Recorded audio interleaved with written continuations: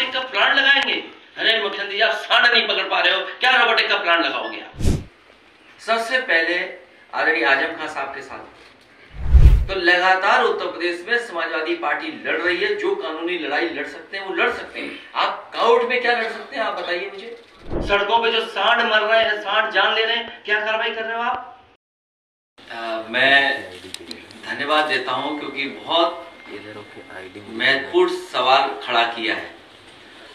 सबसे बड़ा सवाल तो यही है कि लोकतंत्र बचेगा कि नहीं बचेगा। और बीजेपी दल नहीं है, न जाने कैसा संगठन है। उस संगठन से लड़ने के लिए सबसे मुश्किल बात जो है, एक बार मैंने दिल्ली में एक बड़े चैनल के सामने कहा कि सवाल ये नहीं है कि क्रिमिनल कौन है। हमारे देश का अगर पढ़ा लिखा और जागरूक लोग अगर वो क्रिमिनल हो जाएं, वो झूठ को झूठ मानने लगे, झूठ को सच मानने लगे, इससे बड़ा खतरा समाज को और लोकतंत्र को कोई नहीं हो सकता। हम उस स्थिति पे पहुंच गए।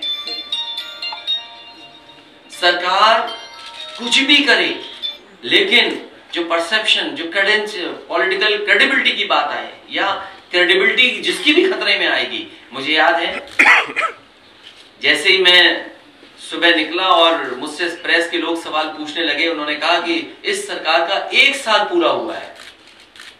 मैंने कहा 1 साल नहीं, 6 साल पूरे हुए हैं। और देखिए क्या हुआ, मैं जहां गया मैंने 1 साल का जवाब नहीं दिया, मैंने 6 साल की बात की। तो सरकार को छठी मनानी पड़ी, सरकार को स्वीकार करना पड़ा कि हाँ, ये 6 साल पूरे सरकार के हो गए हैं। वरना हमारे पत्रकार साथी तो 1 साल का सवाल जवाब पूछे थे। इसलिए हम आपको धन्यवाद देते हैं हमें याद दिलाने के लिए कि लड़ाई किस दिशा में लड़नी है। हम लोग गांव जाएंगे, 5 जून तक हमने तय किया है, क्योंकि वो पर्यावरण दिवस है। उस दिन तक हमने तय किया कि समाजवादी पार्टी का हर बूथ पर हमारा संगठन हो, हमारे कार्यकर्ता हो, तभी भारतीय जनता पार्टी का मुकाबला करना है। हुआ है राहुल गांधी जी के साथ इसी उत्तर प्रदेश में। सबसे पहले आदरणीय आजम खान साहब के साथ, उनके बेटे के साथ हुआ। और जो शुरुआती दौर में जो केस जिन्होंने किए थे वो कांग्रेस के भी लोग थे।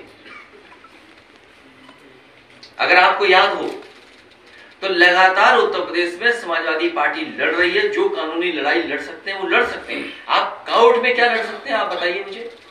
अगर कोई कोर्ट का सहारा लेगा, कोर्ट के खिलाफ कौन बोल लेगा? हमें अंतोगतवा यही रहता है कि हमें कोर्ट हमें न्याय देगा। आप देखिए दीपक यादव पूर्व विधायक, उसका कोई लेना देना नहीं था घटना से, लेकिन उठा करके उसको फंसा दिया। रमाकांत यादव आजमगढ़ के कितने साल पुराना केस आकर के आपने उन्हें फंसा दिया, उलझा दिया। उल्लू रखा हुआ है मुख्यमंत्री जी। ठीक क्या बात हुई? अरे वो हमारी छत पे जो मोर नाचता है वो दिखाओ जरा। कल को हम दाना खिला दें उसको तो हमें भी एफआईआर दर्ज करा दें। अरे वो मोर अपने आप आया है हमारे सफाई में घर पे। आज चले जाओ तो 10 मोर दिखाई देंगे। अब सांड नहीं पकड़ रही है, सांड सड़क पे घूम रहे हैं। लेकिन सर आप रील नहीं बनाते ना, ये रील बना रहे हैं। तो क्या हो गया इसमें मामला? रील क्या होता है? मुख्यमंत्री रील नहीं बनाते अपनी। देखिए अब इस पे भी कार्रवाई हो जाएगी। ये कोई बात नहीं। अच्छा आप मेरा पेज देखिए, एक मिनट मेरा पेज देखिए आप। सबसे मैं एयरपोर्ट पे गया वॉक करने, मुझे 10 सारस इकट्ठे दिखाई दे गए। मैंने मोबाइल निकाला, वीडियो बना लिया उसका। ये क्या बात हुई यार? आजकल हर आदमी कैमरामैन, हर आदमी लाइव कर सकता है। तो जो अच्छा लगता है वो हम रिकॉर्ड करते हैं, वो रील का रूप लीजिए या हम अपने प्लेटफॉर्म पर डालते हैं। तो हम दिखाना चाहते हैं ना हमारी क्रिएटिविटी क्या है। तो वही तो मैंने आपसे शुरू किया। उन्हें दुख इस बात का है कि कई वो पोस्ट करें तो पैसा खर्च करने के बाद भी पोस्ट उनकी कुछ मिलियन में भी नहीं जा पा रही। हम लोग बिना पैसा खर्च किए अगर कोई बात पोस्ट कर दें तो मिलियन में जा रही है। ये है दुख उन्हें। शहरों में जिन्होंने कुत्तों ने किसी आम आदमी को खा लिया, सड़कों पे जो सांड मर रहे हैं, सांड जान ले रहे हैं, क्या कार्रवाई कर रहे हो आप? दुर्भाग्य हमारा उत्तर प्रदेश का। बताओ मुख्यमंत्री जी ट्वीट कर रहे हैं, कह रहे हैं हम रोबोटिक का प्लांट लगाएंगे। अरे मुख्यमंत्री जी आप सांड नहीं पकड़ पा रहे हो, क्या रोबोटिक का प्लांट लगाओगे आप? और हर दिन आपके अखबारों के माध्यम से मैं पढ़ रहा हूं कि एक किसी व्यक्ति की जान जा रही है, एक्सीडेंट हो रहा है। कोई दिन नहीं बचता जिस दिन सांड की वजह से जान न जा रही हो। आप किसको झूठ और सपने दिखा रहे हो?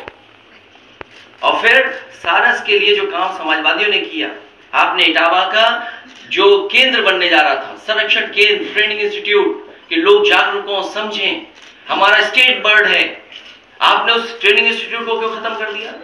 संरक्षण केंद्र को किसने खत्म किया जो इटावा में बनने जा रहा था? क्योंकि उस इलाके में इटावा, मैनपुरी, एटा, कानपुर, जहां सबसे ज्यादा सारस हैं, सबसे ज्यादा नंबर्स हैं वहां पर, उस समय समाजवादी सरकार में कि जो लोग संरक्षण में हमारी मदद करेंगे उसके लिए सारस मित्र बनाए गए थे। मुझे खुशी है कि अगर सरकार को कानूनी कार्रवाई के अलावा फॉरेस्ट डिपार्टमेंट को इस आरएफ को सारस मित्र के तहत इसका सम्मान और पुरस्कार देना चाहिए था। मेरी समाजवादी सरकार होती तो ऐसे नौजवान को हम आगे बढ़ाते और सम्मान दे करके और सबके सामने समाज के खिलाफ